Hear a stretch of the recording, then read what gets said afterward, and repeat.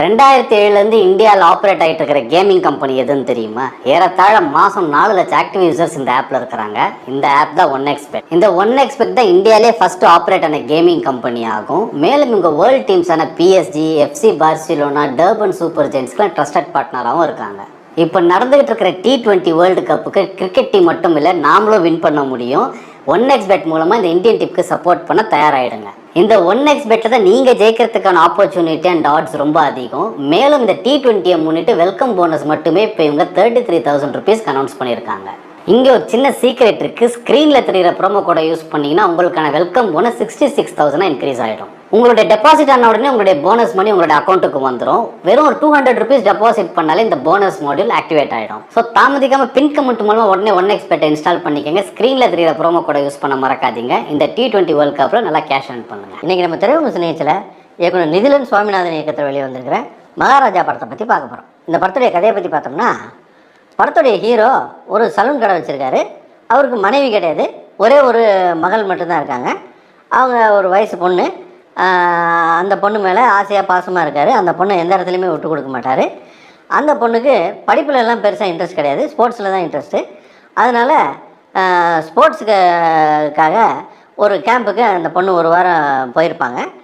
அந்த டைமில் இவர் முகத்தில் காயத்தோட போலீஸ் ஸ்டேஷனில் வந்து நின்றுக்கிட்டு, என் வீட்டில் வந்து என் லட்சுமியை தூக்கிட்டு போயிட்டாங்க, அதை கண்டுபிடிச்சி கொடுங்க அப்படின்னு சொல்லி போலீஸ் ஸ்டேஷனில் வந்து நிற்கிறாரு. போலீஸ்காரங்க கேட்குறாங்க, லட்சுமின்னா யார்? உன் மனைவியா, உன் மகளா, யார் அப்படின்னு கேட்குறாங்க. அவர் லட்சுமின்னு சொல்லிக்கிட்டு இருக்காரு. அந்த லட்சுமி யார் அப்படின்னு சொன்னால், அவங்க வீட்டில் இருக்கிற ஒரு டஸ்ட்பின், ஒரு குப்பை தொட்டி, அதை தான் காணோம் அப்படின்னு சொல்லிக்கிட்டு இருக்காரு. பைத்தியக்காரம்னா, அது ஒரு 200 300 இருக்குமா, அதை காசை கொடுத்து வாங்கிக்க மாட்டியா, அதுக்கு ஒரு புகார் கொடுத்து அதுக்கு எஃப்ஐஆர் போட்டு நாங்கள் போலீஸ் விசாரிச்சுக்கிட்டு இருக்கணுமா அப்படின்லாம் சொல்கிறாங்க. அந்த டைமில் அவர், நீங்கள் கண்டுபிடிச்சி கொடுத்தீங்கன்னா உங்களுக்கு 5 லட்ச ரூபா லஞ்சம் தரேன் அப்படின்றாரு. போலீஸ் டிபார்ட்மெண்ட்டில் எல்லோரும் ஷாக் ஆகிடுறாங்க. இந்த 5 லட்ச ரூபா பணத்துக்காக இந்த கேஸை தீவிரமாக விசாரிக்க ஆரம்பிக்கிறாங்க. அது ஒரு பக்கம் போய்கிட்டு இருக்குது. இதுக்கு இப்போ இடையில் பேரலாக இன்னொரு கதையை காமிக்கிறாங்க. ஒரு திருட்டு கும்பல். அந்த கும்பல் வந்து பார்த்திங்கன்னா, ஊருக்கு ஒதுக்குப்புறமாக இருக்கக்கூடிய ஒரு வீடுகளில் நோட்டமிட்டு அந்த வீட்டில் இருக்கிற நகை பணத்தை எல்லாம் கொள்ளையடிச்சிட்டு அந்த வீட்டில் இருக்கிற பெண்களை சூறையாடிட்டு போகிறது தான் அந்த கும்பலுடைய வேலை. இந்த கொள்ளை கும்பலுக்கும் இந்த சலூன் கடை வச்சுருக்கிற என்னுடைய குப்பை தொட்டியை கண்டுபிடிச்சி கொடுங்க அப்படின்னு சொல்லி புகார் கொடுக்க வந்த நபருக்கும் என்ன சம்பந்தம், இதில் அடுத்தடுத்து என்ன நடந்தது அப்படின்னு தான் இந்த படத்துடைய கதை. இந்த படத்துடைய கதையை நான் தான் சொல்லியிருந்தாங்க. படத்துடைய ஃபஸ்ட் ஹாஃப்லாம் பொறுத்தளவுக்கு ரொம்ப தொண்டையை கவர மாதிரி தான் இருந்தது. அதுக்கு காரணம், கதை துண்டு துண்டாக ஓடிட்டு இருக்குது. ஒரு பக்கம் சலூன் கடையை காட்டுறாங்க, இன்னொரு பக்கம் கொள்ளடிக்கிற கும்பலை காட்டிகிட்டு இருக்காங்க, இன்னொரு பக்கம் ஒரு மெக்கானிக் செட்டில் கவுன்சிலரும் அங்கே மெக்கானிக் சண்டை போட்டுக்கிட்டு இருக்கானுங்க, அதை காட்டுறாங்க. அப்புறம் பார்த்தா நட்டியை காட்டுறாங்க. அவர் வந்து ஒரு கெட்ட போலீஸ் அப்படின்னு காட்டுறாங்க.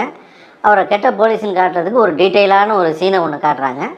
அதுக்கு படத்தில் வந்து நட்டியை காமிச்சிட்டு, இவர் இந்த படத்தில் ஒரு கெட்ட போலீஸ் அப்படின்னு சொல்லி கேப்ஷன் போட்டிருந்தா கூட நமக்கு ஒரு 10 நிமிஷம் மிச்சமாக இருக்கும். அதை விட்டுட்டு அதுக்கு ஒரு டீட்டெயிலான ஒரு சீனை வச்சுருக்காங்க. அப்புறம் பார்த்திங்கன்னா கதை எங்கெங்கேயோ போய் எப்படியோ போகுது. கடைசியாக குப்பை தொட்டியை தேடுறது தான் கதை அப்படிங்கிற மாதிரி இடவேளை முடியும் போது, ஒரு சிறிய புறாவுக்கு இவ்வளோ பெரிய புறா, இதனடா பெரிய அக்க புறா இருக்குது அப்படின்ற மாதிரி, ஒரு குப்பை தொட்டிக்கு இவ்வளோ பெரிய ஃபஸ்ட் ஹாஃபா அப்படின்ற மாதிரி தான் இருந்தது. ஆனால் படத்துடைய செகண்ட் ஹாஃபில் நம்ம ஃபஸ்ட் ஹாஃபில் தேவையில்லைன்னு நினச்ச பல சீன்கள் வந்து தேவையான காரணத்துக்காக தான் வச்சுருக்காங்க. அது செகண்ட் ஹாஃபில் நிறையாவே கோர்வையாக பண்ணியிருந்தாங்க. அதே போல் செகண்ட் ஹாஃப் முழுக்கவே திரைக்கதையை ரொம்பவே நல்லா பண்ணியிருந்தாங்க. குறிப்பாக படம் முடிகிறதுக்கு ஒரு 1/2 மணி நேரத்துக்கு முன்னால் நல்ல ஜெட் ஸ்பீடில் போக ஆரம்பிச்சிச்சு படம். போலீஸில் வந்து ஒரு திருட்டு கேஸை பிடிக்க முடியல அல்லது ஒரு கொலை கேஸை பிடிக்க முடியலன்னா டம்மியாக ஒரு கொலைகாரனையோ திருடனையோ செட்டப் பண்ணி அவனை அப்ரூவர் ஆக்கி விட்ருவாங்க. அந்த மாதிரி இந்த படத்தில் சிங்கம்புலியை கொண்டு வந்து இவன் தான் திருடன், இவன் தான் அந்த குப்பத்தொட்டி திருடன் அப்படின்னு சொல்லி நிற்க வச்சு அதை டெமோ காமிக்க சொல்லி அதை ரெக்கார்ட் பண்ணுவாங்க. அந்த சீன் வந்து ரொம்ப பிரமாதமாக எடுத்திருந்தாங்க. சில சீன்களை வந்து நம்ம எழுதும்போது நல்லா எழுதிடலாம், ஆனால் படம் பார்க்குறது ரொம்ப சிக்கலான ஒரு விஷயமா இருக்கும். அது ஒரு சிக்கலான சீனை ரொம்ப அருமையாக பண்ணியிருந்தாங்க. அங்கேருந்து படம் ஸ்பீட் எடுத்தது, படம் முடிகிற வரைக்குமே ரொம்ப பரபரப்பாக போய் முடிஞ்சுது. அதே போல் படத்துடைய கிளைமேக்ஸ் ட்விஸ்ட்டும் நம்ம ஏற்கனவே யூகிச்சதாக இருந்தால் கூட அதுவும் ரசிக்கும்படியாக தான் இருந்தது. படத்தில் ஒரு நல்ல விஷயம், ஹீரோவுக்கு 4 ஃப்ரெண்டு, அதில் ஒரு காமெடின்னு சொல்லி போட்டு அறுவை போடாமல் பண்ணியிருந்தாங்க.